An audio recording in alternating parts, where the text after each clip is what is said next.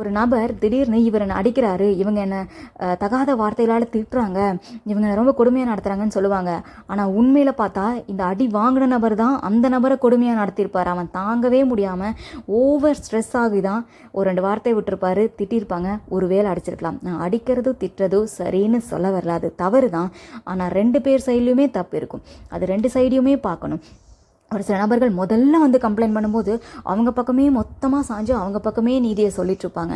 உண்மையில் அந்த அடித்த நபர் அடிக்கிறது சரின்னு நான் சொல்ல வரல, ஆனால் அவர் அப்பாவியாக தான் இருந்திருப்பார். அவராக அடிச்சிருக்க மாட்டார். இந்த அடி வாங்கின நபர் பண்ண வேலை தான் அவர் அடிக்க வச்சுருக்கும். தூண்டுனதே இவராக தான் இருக்கும்.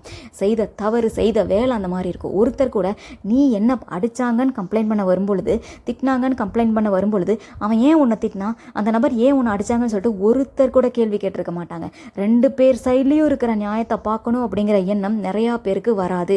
இன்னும் ஒரு சில நபர் இருப்பாங்க, தனக்கு வேண்டப்பட்டவங்க, அப்படி இல்லைன்னா பணக்காரங்களாக இருக்காங்க, செல்வாக்கு மிக்க நபராக இருக்காங்கன்னு சொல்லிட்டு அவங்க பக்கம் சாஞ்சு அந்த அடிவாங்கின நபர் அவர் ஏதாவது தகாத வார்த்தையில் திட்ட போய் தான் அவர் அடிச்சிருக்காரு அப்படின்னாலும் இந்த நீங்கள் பேசுனது தப்பு தானேன்னு சொல்லாமல் அடித்தான் பாருங்கிறதையே பெருசு பண்ணி விட்டுருவாங்க. 2 பேர் சைடில் இருக்கிற தவறையும் சொல்லணும், 2 பேர் சைடில் இருக்கிற நியாயத்தையும் சொல்லணும். அதுதான் நடுநிலைமையாக இருந்து நியாயத்தை சொல்கிறதுக்கான அடையாளம். அதை கர்த்தர் செய்வார். ஆனால் மனிதர்கள் நிறைய இடத்துல பணத்துக்காக ஆசைப்பட்டு இந்த செல்வாக்குமிக்க நபர் இவர் நமக்கு ஃப்ரெண்டாக இருந்தால் நல்லாயிருக்கும்னு சொல்லிட்டு அவங்களுக்கு ஃபேவராக நடந்து அவங்களுக்கு ஃபேவராக நியாயத்தை புரட்டுவார்கள். உண்மையில் நீதிமான் அங்கே ஒரு மூலையில் உட்காந்து கஷ்டப்பட்டுட்டு இருப்பான். அவன் அந்த நீதிமான் அவருக்குரிய நன்மைகளை கூட அபகரித்து இந்த செல்வாக்குமிக்க நபர்களுக்கு மனிதர்கள் கொடுத்துருவாங்க. இந்த மாதிரி நியாயத்தை புரட்டுகிற காரியங்கள் மனிதர்கள் கிட்ட நிறையா நடக்கும். அதுவும் ஏழை எளிய மக்கள், திக்கற்ற பிள்ளைகள் கிட்டேருந்து பிடுங்கி இன்னொருத்தங்களை கொடுக்கறது நிறையாவே நடக்கும். அதனால் திக்கற்ற பிள்ளைகள் நிறைய இடத்துல சொல்லுவாங்க, எனக்கு யாருமே இல்லை, நியாயமாக எனக்கு வர வேண்டியது கூட அவங்க அபகரிச்சுட்டு போயிட்டாங்க, தடையாக நிற்கிறாங்க, என்னை வாழ விட மாட்டேன்றாங்க அப்படின்னு சொல்கிறத நம்ம பார்த்துருக்கலாம். இது முதல் நீங்கள் அப்படி சொல்லாதீங்க. உனக்காக தான் கர்த்தர் இருக்கிறார். நீ திக்கற்றவள், எனக்கு நியாயத்தை புரட்டுறாங்க, எனக்கு யாருமே இல்லைன்னு சொல்லாதீங்க. நீங்கள் திக்கற்றவங்க இல்லை, அனாதை இல்லை, கேட்க ஆள் இல்லாத நபர் கிடையாது.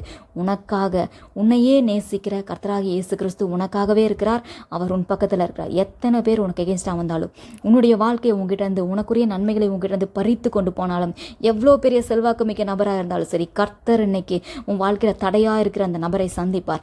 எத்தனை பேர் தடையான்னு சொல்லி அந்த தடைகளை எல்லாம் உடைத்து போட்டு உனக்குன்னு வச்ச நன்மையை உனக்கு கொண்டு வந்து தருவார். உன் நீதியை அவர் நிலைநாட்டுவார்.